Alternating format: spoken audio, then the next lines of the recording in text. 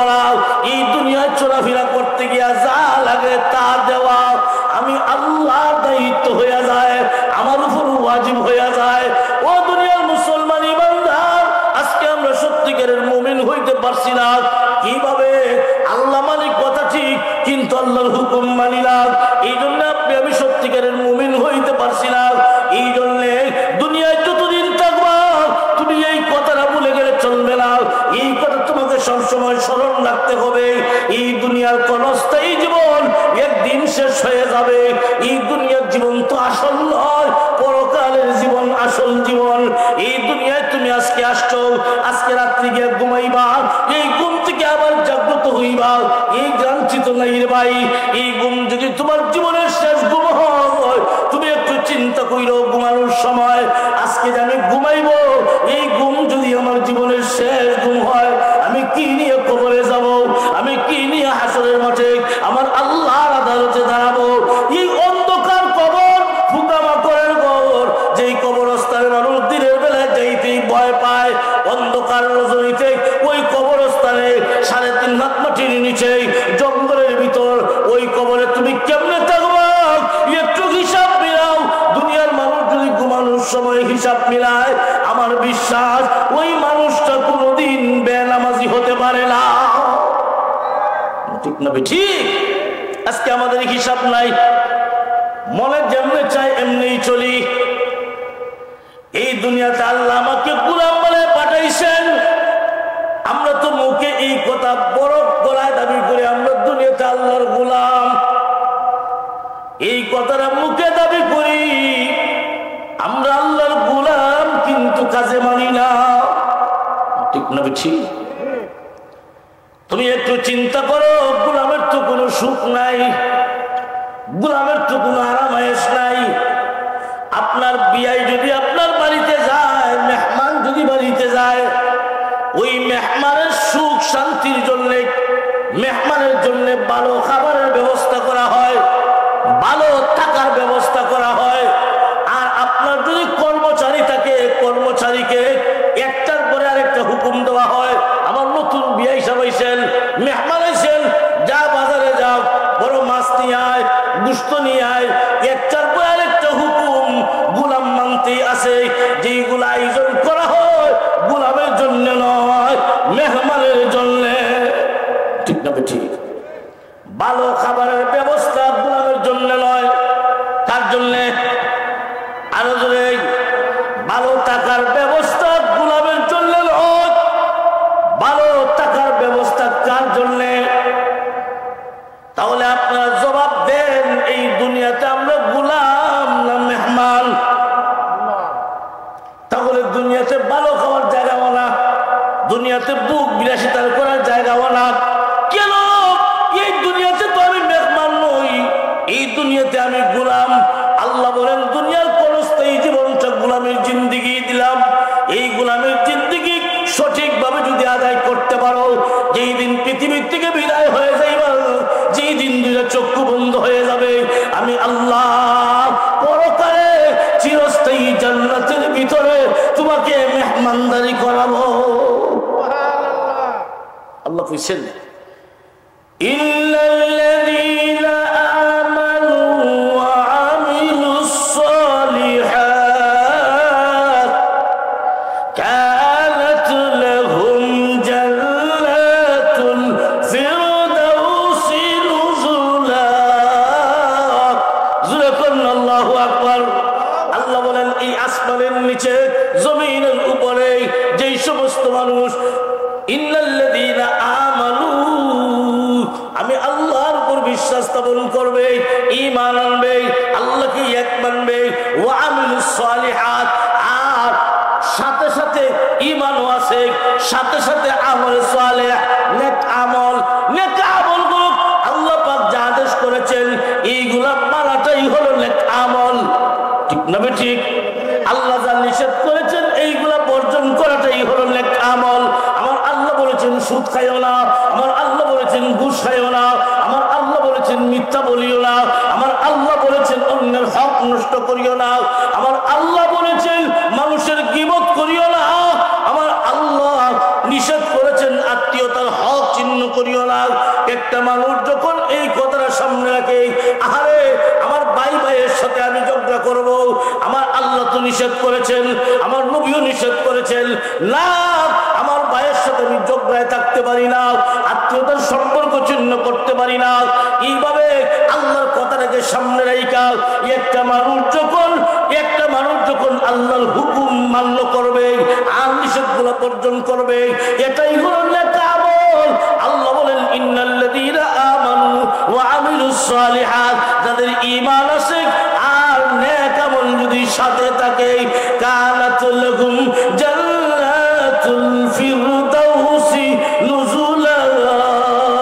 আমি আল্লাহ ওই সমস্ত ঈমানদার নারী পুরুষকে দুইটা চক্ষু যেদিন বন্ধ হয়ে যাবে, এই পৃথিবী থেকে যেদিন বিদায় হয়ে যাবে, আমি আল্লাহ তাদেরকে জান্নাতুল ফেরদাউসের মেহমান বানাবো। দুনিয়াতে আমি মেহমান না গোলাম? মেহমান না গোলাম? আরো জোরে, মেহমান না গোলাম? গোলাম। তো গোলামের তো আরামায়েশ নাই। গোলামের কি আরামায়েশ আছে? না। গোলামের তো কোনো স্বাধীনতাই নাই। আপনি কর্মচারী রাখছেন, তার কি স্বাধীনতা? কর্মচারীর দায়িত্ব হলো তার মালিকের কথা মানবে। আমরা তো দুনিয়াতে আল্লাহর গোলাম, তাহলে আমি স্বাধীন নই, আমি পরাধীন। আমি কার অধীনে?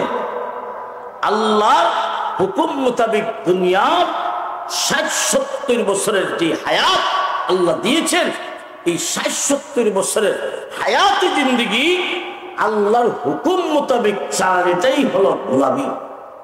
ঠিক না বেঠিক? চাও আছে, চা ব্যবস্থা আছে।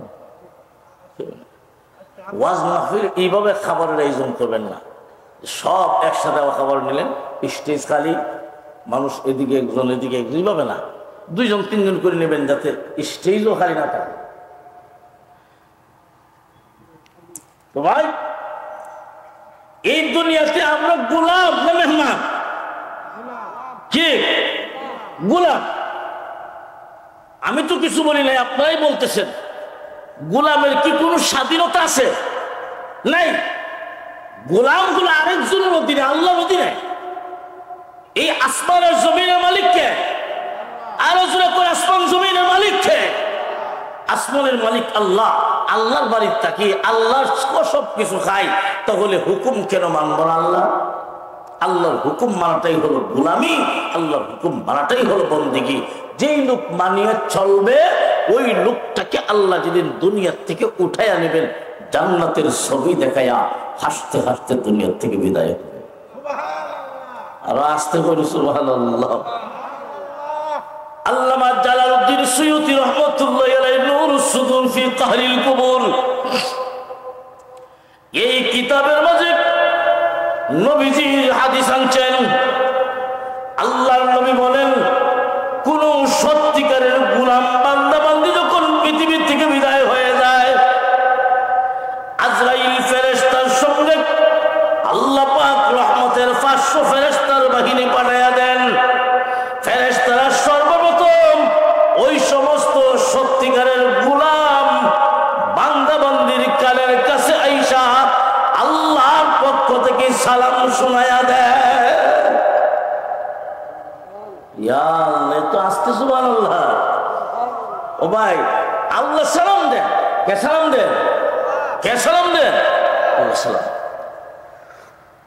আল্লাহ যদি সালাম দেন, আপনি খুশি হইবেন না? সত্যিকারের গোলাম বান্দাবন্দি সাক্ষাৎগ্রস্ত অবস্থায় মৃত্যু শয্যায় শায়িত, ওই লোকের কষ্ট দুনিয়ার কেউ দেখে না, বুঝে না। সত্যিকারের গোলাম বান্দাবন্দির কাছে আজরাইল ফেরেশতা আসেন, রহমতের ফেরেশতাও আসেন, কানে কানে ও আল্লাহর বান্দাবন্দি, আল্লাহ তোমাকে সালাম দিছে। ওই লোকটা তখন খুশি হয়। আর ফেরেশতারা ওই লোকের কানের কাছে এসে আল্লাহর কোরআনের আয়াত তেলাওয়াত করে, জান্নাতের ছবি চোখের সামনে তুলে ধরে, আল্লাহর কোরআনের আয়াত তেলাওয়াত করে। ইয়া আইয়াতুহান নাফসুল মুতমাইন্নাহ ইরজিই ইলা রাব্বিকি রাদিয়াতাম মারদিয়াহ ফাদখুলি ফি ইবাদি ওয়াদখুলি জান্নাতি। সুবহানাল্লাহু আকবার। ফেরেশতারা কানের কাছে এসে আল্লাহর কোরআনের আয়াত তেলাওয়াত করে, ইয়া আইয়াতুহান নাফসুল মুতমাইন্নাহ, হে পবিত্র আত্মা, প্রশান্ত মন, হে পবিত্র আত্মা, দুনিয়ার জীবনভর আল্লাহ তোমাকে গোলাম বানায় পাঠাইছেন, তুমি তোমার কাজ করেছো, গোলামির মাধ্যমে দুনিয়ার জীবনটা কাটাইয়া দিয়েছো। হে পবিত্র আত্মা, প্রশান্ত মন, ইরজিই, আয়, বের হয়ে আয়, ফিরে আয়, ইলা রাব্বিকি, তোমার রবের দিকে ফিরে আয়, রাদিয়াতাম মারদিয়াহ, কোন অবস্থায় ফিরে আসবা? তোমার রব তোমার গোলামির উপর সন্তুষ্ট, তোমার রব তোমার উপর সন্তুষ্ট, তুমিও তোমার রবের উপর সন্তুষ্ট। রাদিয়াতাম মারদিয়াহ, তুমি তোমার রবের প্রতি সন্তুষ্ট, তোমার রবও তোমার উপর সন্তুষ্ট। ফাদখুলি ফি ইবাদি, জান্নাতের ছবি চোখের সামনে তুলে ধরে ইশারা করে ফেরেশতারা বলবে, আল্লাহর বান্দা বান্দিরে, ওই যে জান্নাত দেখা যায়, ওই জান্নাত হবে তোমার ঠিকানা, ওই জান্নাতে তোমার মালিকের সঙ্গে তোমার দেখা হবে। ওই সমস্ত গোলাম বান্দা বান্দি যারা মনে করেছিল আমি তো দুনিয়াতে কিছুই নই, আমি তো গোলাম, এই কথাটা মনে রাখা দুনিয়ার জীবনটা চালাইয়া দিছে, ওই সমস্ত গোলাম বান্দা বান্দি জান্নাতের ছবি দিকা, হ্যাঁ জান্নাত বাসস্থান হবে, জান্নাতের নাচ নিয়ামত চোখের সামনে তুলে ধরবেন, এইগুলা দেখে হাসতে হাসতে দুনিয়ার থেকে বিদায় হবে। আর সারা দুনিয়ার মানুষ তার জন্য আক্ষেপ করবে, হা অমুক ভাই নাই রে, গতকাল না বাজারে কথা হয়েছিল। হ্যাঁ, দুনিয়ার মানুষ আক্ষেপ করবে। একটা মানুষ যখন মারা যায়, আল্লাহ ফেরেশতা পাঠাইয়া দেন, ও ফেরেশতা যাও ওই এলাকায় গিয়া লোক লোকে কি আলোচনা হয় শুনে আসো। তখন ফেরেশতারা, যে লোকটা ভালো মানুষ, মানুষ একে অন্যের কাছে বলা বলি করে, হ্যাঁ কত ভালো লোকটা ছিল, হ্যাঁ জীবনে কোনোদিন কাউকে ঠগায় নাই, জীবনে কোনোদিন কারো মাল আত্মসাৎ করে নাই, জীবনে কোনোদিন কারো ক্ষতি করে নাই, লোকটা সারা জীবনভর মানুষের কল্যাণে কাটাইয়া দিল, লোকটা জীবনভর কোনো মানুষকে কষ্ট দেয় নাই, ওই মানুষটার জন্য দুনিয়ার মানুষ আফসোস করে। ফেরেশতারা আল্লাহর কাছে রিপোর্ট দেয়, আল্লাহ মানুষ ভালো বলতেছে। আল্লাহ বলেন, ফেরেশতারা সাক্ষী থাকো, মানুষ ভালো ঘোষণা করতেছে, তোমরা সাক্ষী থাকো, আমি আল্লাহ আমার বান্দা বান্দীকে মাফ করে দিলাম।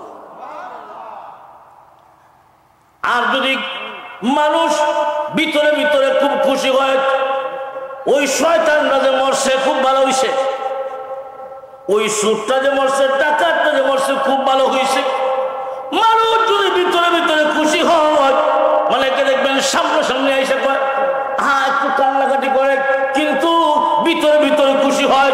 আল্লাহ পাক ভিতরের কথা জানেন, এই জন্য মানুষ যদি খুশি হয়, তাহলে ফেরেশতা আল্লাহর কাছে রিপোর্ট দেয়, আল্লাহ মানুষ বলা বলি করে, লোকটা নাকি চোর ছিল, লোকটা নাকি ডাকাত ছিল। ফেরেশতারা বলেন, আল্লাহ ফেরেশতাদেরকে বলবেন, ও ফেরেশতারা, মানুষ যা বলেছে আমি আল্লাহ আমার বান্দার জন্য তাই ফয়সালা করলাম। এই জন্য ভাই, এমন জীবন তুমি করিও গঠন, মরিলে হাসিবে তুমি, কাঁদিবে ভুবন। এমন জীবন তুমি করিও না গঠন, মরিলে কাঁদিবে তুমি, হাসিবে ভুবন। এমন জীবন তুমি গঠন করবা, যেদিন তুমি মারা যাইবা আসমান কাঁদবে, জমিন কাঁদবে, আল্লাহর বান্দা বান্দীগণ তোমার জন্য আক্ষেপ করবে। পারবো তো ইনশাআল্লাহ? আল্লাহ আমাদের সবাইকে এমন জীবন গঠন করার তৌফিক দান করুক, সত্যিকারের মুমিন হয়ে যেন এই দুনিয়াতে বাঁচতে পারি, আর ইসলাম নিয়ে যেন কবরে যেতে পারি। আল্লাহ তৌফিক দান করুক, বলুন আমিন। আর রাসূল বলুন আমিন। ওয়া আখিরু দাওয়ানা আলহামদুলিল্লাহি রাব্বিল আলামিন। আপনারা প্রধান অতিথি আইছেন, এতে খুশি না বেজা? আর রাসূল কোন খুশি না বেজা? জোরে সুরে একটা নারা দিতে পারবেন? পারবেন? নারায়ে তাকবীর, নারায়ে তাকবীর। দ্বীন ইসলাম, দ্বীন ইসলাম। হযরত মাওলানা মুফতি নাসিরউদ্দিন আনসারী সাহেব, নারায়ে তাকবীর। যে সমস্ত ভাইয়েরা দাঁড়িয়ে আছেন, রাস্তাঘাটে হাঁটা চলাফেরা করতেছেন, মেহেরবানি করে চলে আসেন। মেহেরবানি করে আজকে আখেরি মুনাজাত হযরতের সাথে করবেন। এই মাহফিলটা যদি আল্লাহর কাছে কবুল হয়, এলাকাবাসী সকলের জন্য হেদায়েতের উসিলা হয়ে যাবে। আমিন। এলাকাবাসীর সমস্ত মুর্দেগানের কবরের আযাব আল্লাহ পাক এই মাহফিলকে উসিলা করে মাফ করে দিবেন। সুবহানাল্লাহ। এই জন্য সময় নষ্ট না করে যারা আসেন, চলাফেরা যারা করতেছেন, একটু মেহেরবানি করে চলে আসেন। হযরত আলোচনা করবেন, আপনাদেরকে নিয়ে মুনাজাত করবেন। আলহামদুলিল্লাহ, সুম্মা আলহামদুলিল্লাহ। হযরত অনেক চমৎকার আলোচনা করতেছেন।